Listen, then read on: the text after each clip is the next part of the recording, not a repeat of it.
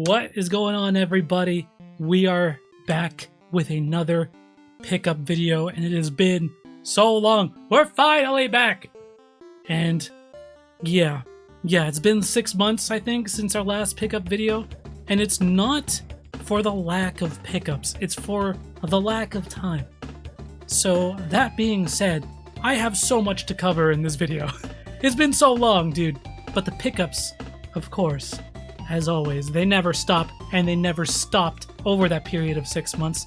They've just stockpiled. We're gonna go through this quick because there's so much to cover. First of all, we gotta give a shout out to my favorite pickup of this entire bunch, and it's behind me right now. You see it? You guys see it? It's this gigantic CRT TV that I picked up. I literally picked this TV up on New Year's Day. I went and picked it up from like this older couple who, like, it was in their guest bedroom and it never got used. Just like the classic, like, we don't want this CRT anymore situation. And dude, this thing is in pristine condition, absolutely amazing shape. It's a 27-inch Sony Trinitron. It's got the component inputs. It's got S-Video, and it looks absolutely insane. Like, listen, does everybody need a CRT? No. Even if you're into retro gaming, you don't need a CRT. They're big, they're cumbersome, they're not power efficient, you know, they're almost a pain in the ass, but for the crazy few, such as myself, they're fucking amazing. And I've absolutely been loving this CRT. We've been using it on stream past little while, past few weeks. Been having an absolute amazing time playing games on it. And I will say, like, some consoles benefit more than others being played on the CRT. Like PS2 480i games, they look good. But once you get to 240p games, N64, Super Nintendo even, they look incredible. That 240p, you get the really thick scan lines. Oh, it's so good. Anyways, guys, I'm not gonna beat a dead horse with this CRT talk, but out of everything we picked up today, that's absolutely my number one thing I've been enjoying the most. Next, we'll just go over this quick.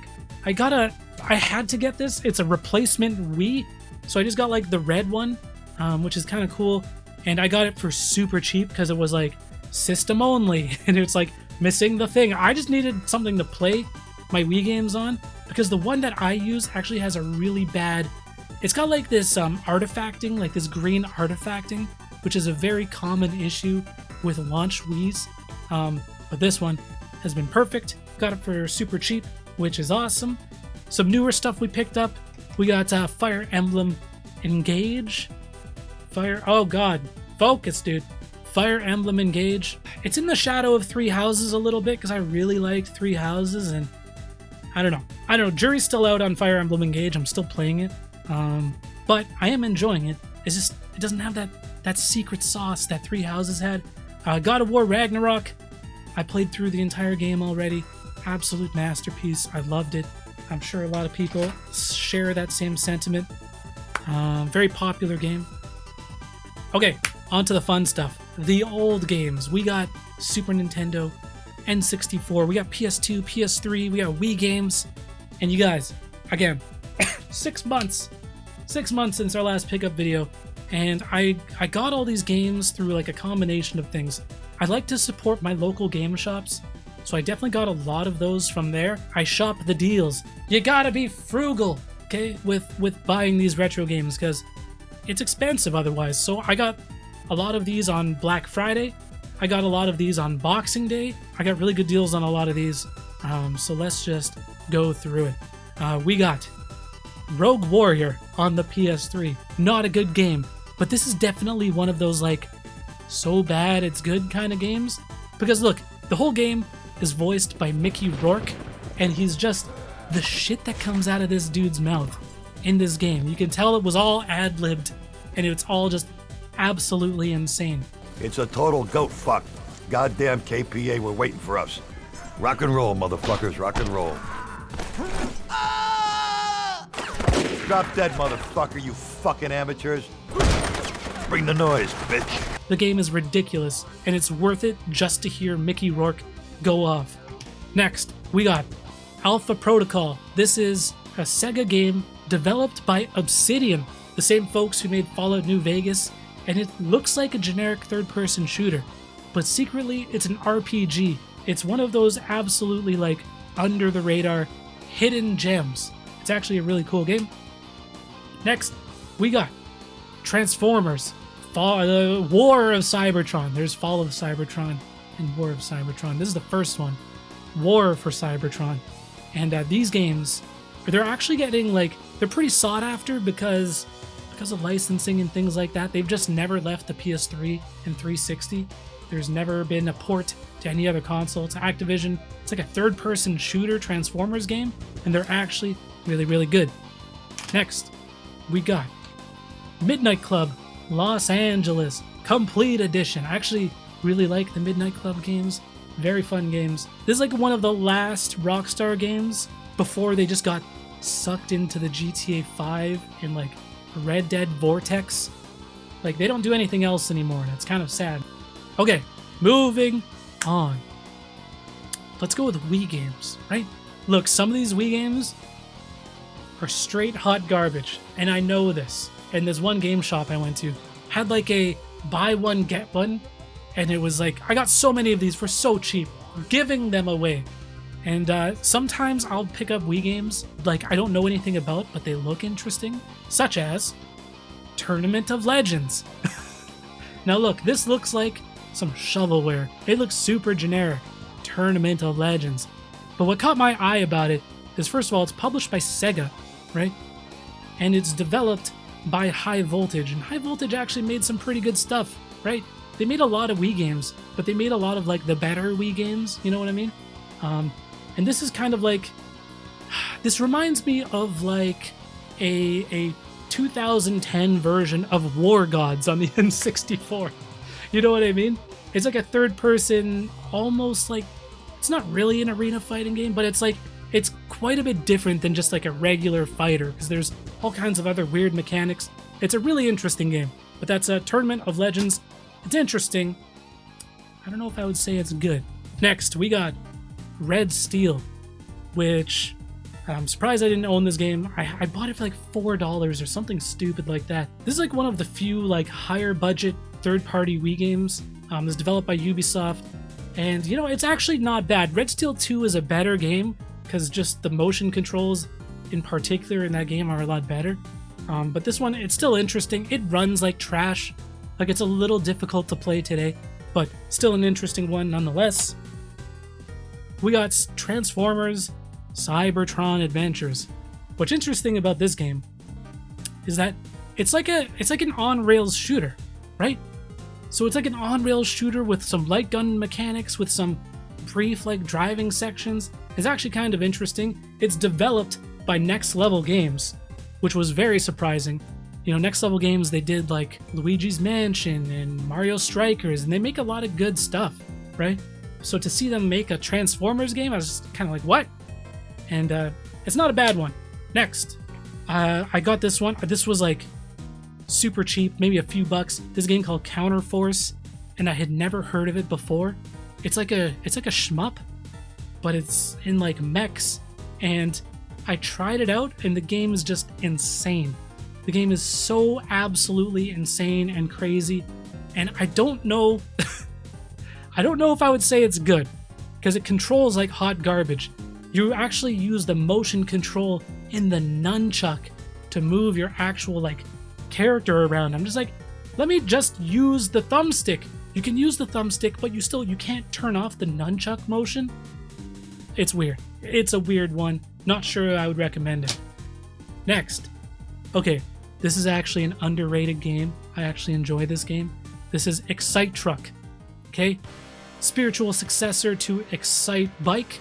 There's Excite Truck, and there's also Excite Bots on the Wii. I have them both now. Just like crazy, over-the-top racing game. And it's actually a first-party Nintendo game, and I think this was a launch title. At least launch window. It's a very, very early Wii game, and it's actually pretty fun. Next. Now, I remember when this game came out. This is Spectrobes Origins.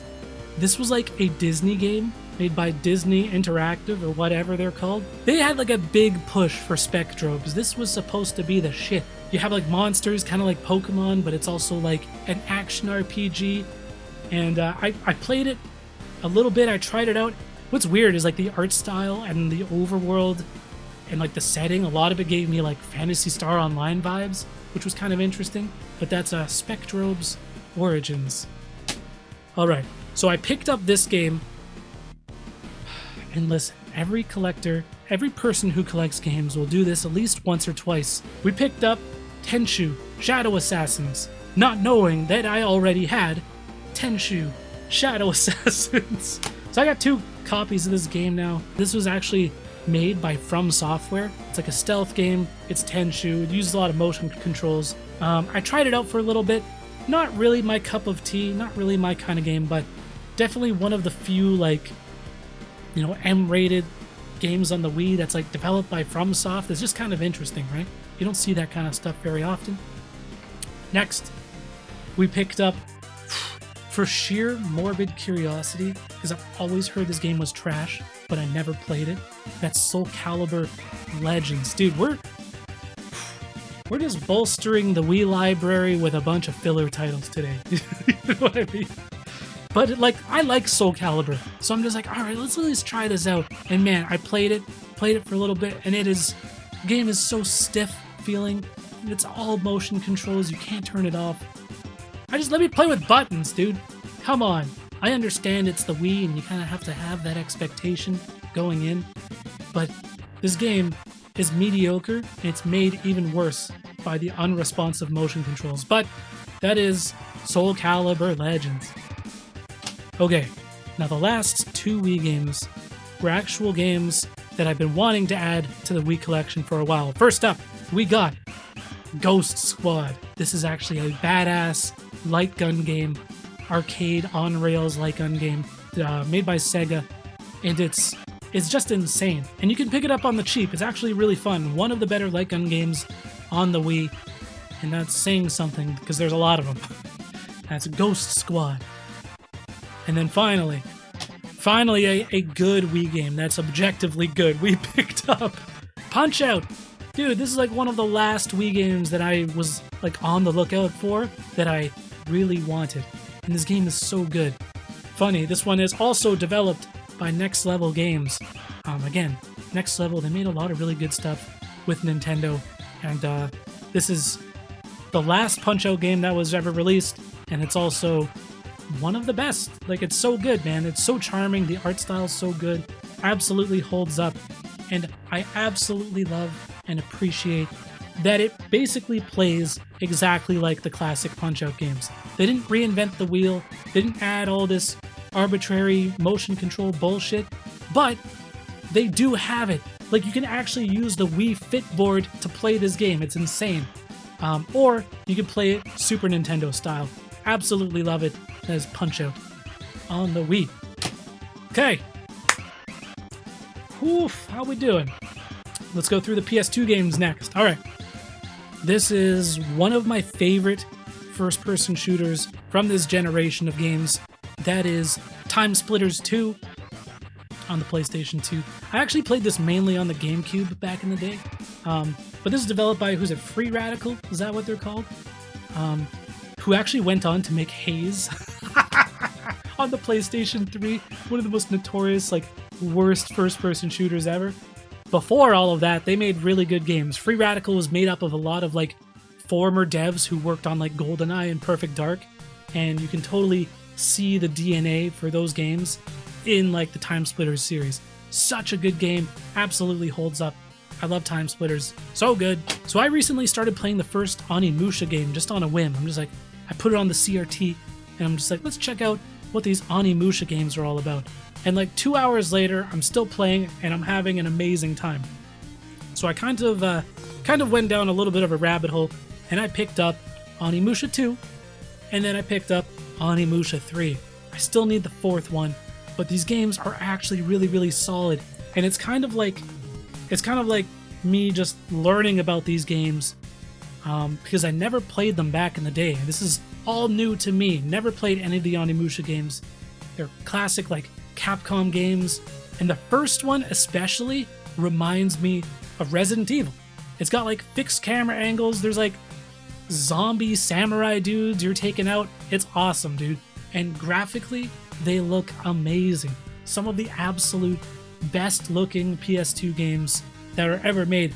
The third one gets even crazier because like there's like time travel and like you're playing as like this French dude with a gun half the game. It's crazy, dude. It's an insane game. Super cool.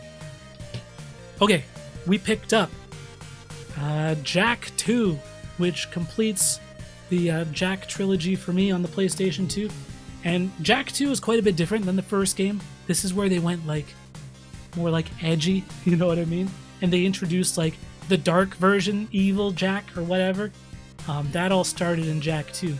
And this game was actually like super ambitious. Like it's like open world kind of, and you can like drive around. It's insane. Never really got into the Jak games, but after like trying this one out, I definitely want to play through them all on the CRT. It'll be sick.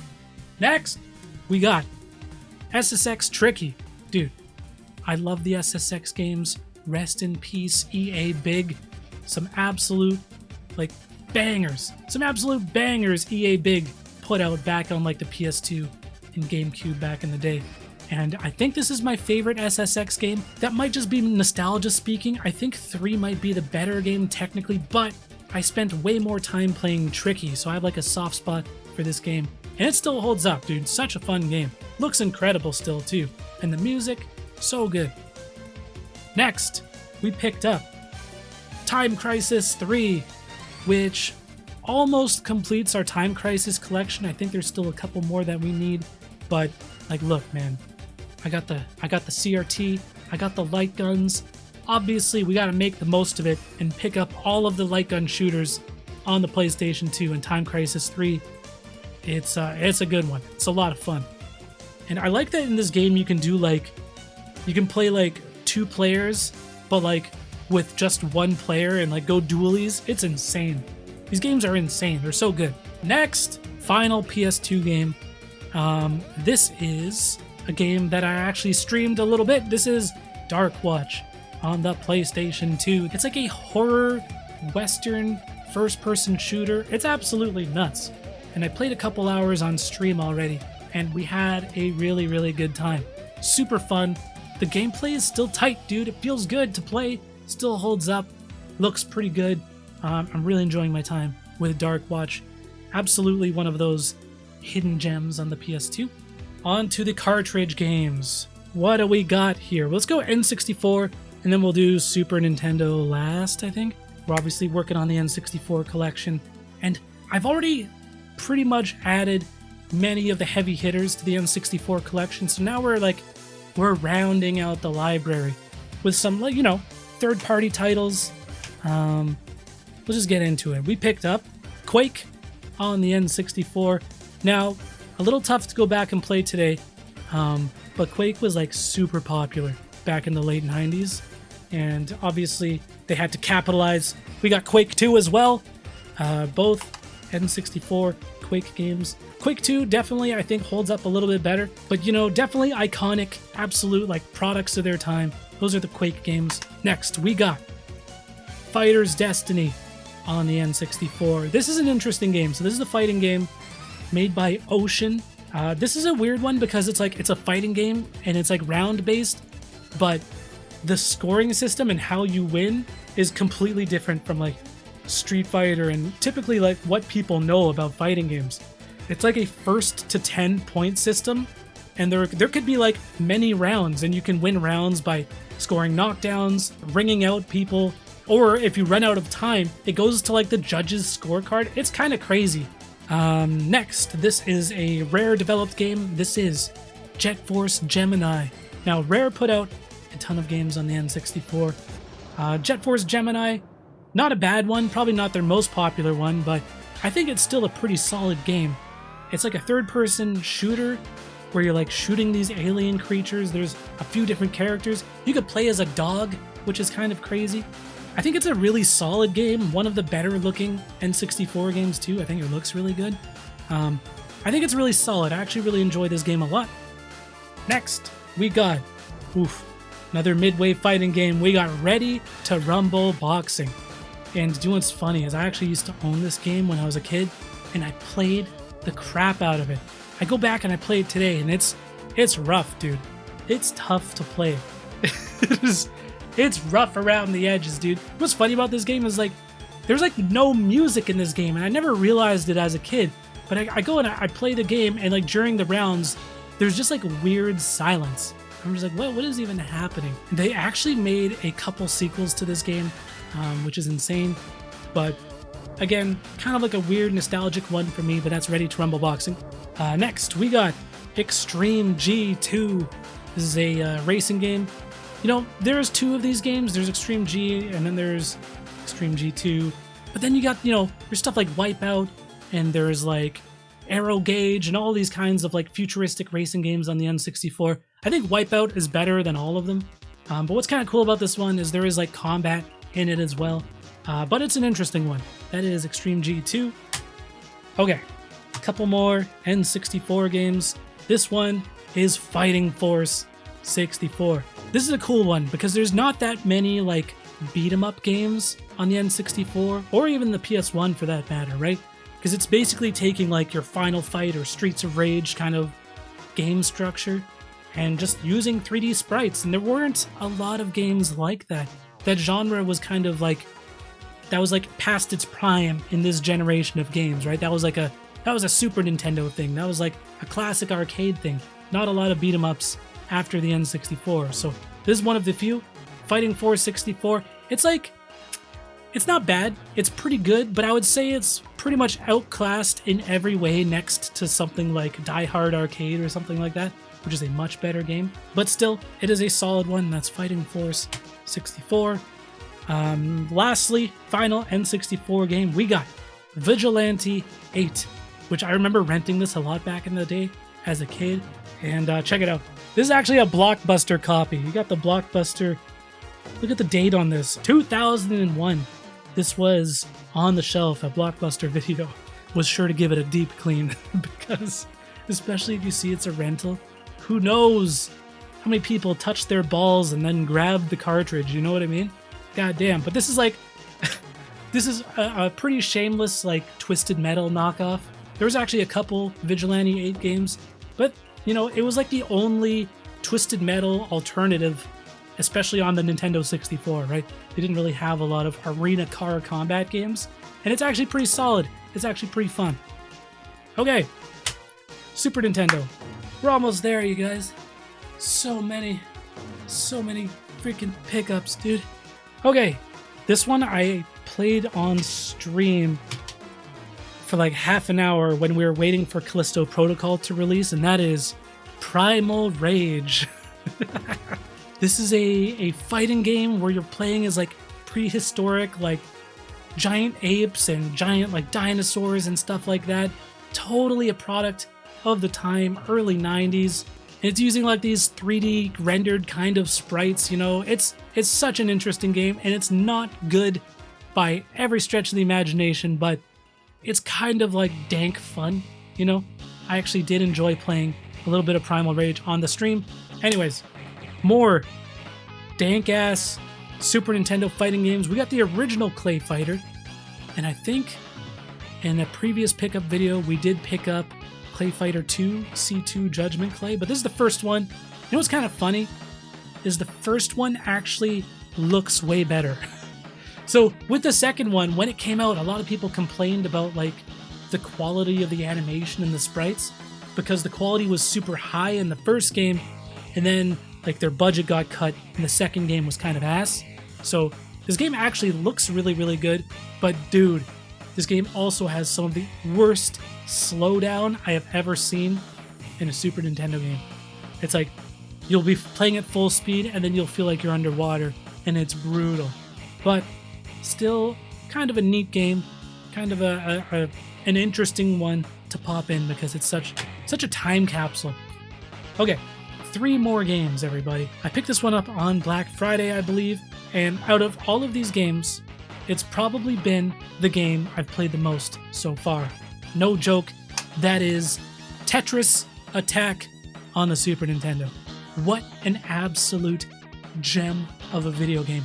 You know, after I've been playing it, it might just be one of my go-to Super Nintendo games moving forward. Because you can't really tell by the artwork, but it's like, it is a first-party Nintendo game. Yoshi is in it. It's got super charming artwork and music. The music, dude. The music is so freaking good in this game. And it's Tetris, but it's not really Tetris. It's kind of like a take on, you know, the falling block puzzle game. I don't know, there's just something rhythmic about it. And like, I'll start playing it, the music is going, and it's like, I don't know, there's just something so soothing about this game, and my brain is just fully engaged when I'm playing it. It's so good. And you know, it is on IGN's top 25 Super Nintendo games of all time for a reason. It's a damn good one. If you guys haven't played Tetris Attack, I absolutely recommend it. Okay, 2 more Super Nintendo games. Spawn, the video game. It does not get any more 90s than this.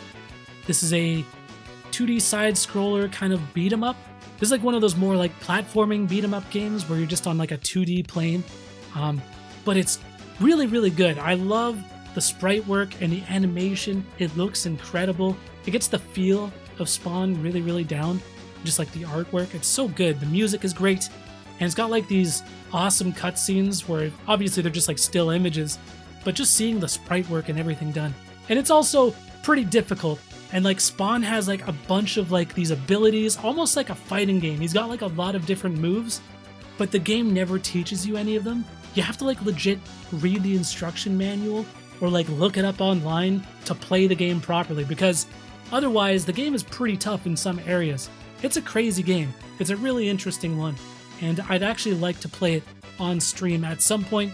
That is Spawn, the video game. Last pickup of the video, you guys, and this is definitely an absolute gem of a beat 'em up. This is a Konami game, Batman Returns, and this is based on the Tim Burton movie, but it's like developed by Konami back when Konami was like just putting out banger after banger. They were like untouchable in the early 90s, dude. Pretty much all of the 90s, to be honest. And this is a beat 'em up game with amazing artwork, and dude, it's just got like this vibe, because it takes place around Christmas, just like the movie. And you know, you're going through New York, and it's got this dark art style, and I don't know, man, there's just something really special about it. Controls really, really well. Absolutely amazing game. One of the better beat 'em ups on the Super Nintendo for sure. Holy, we made it. We made it, everybody. That was a massive pickup. Let me know what you guys thought about it. The pickups, of course, they never stop. So hopefully we'll be back with more pickups soon. Hopefully I don't wait another 6 months, you know, and I'm forced to make a gigantic video like this. But either way, it was a ton of fun, and I hope you guys enjoyed it. Thanks for watching, everybody. Peace.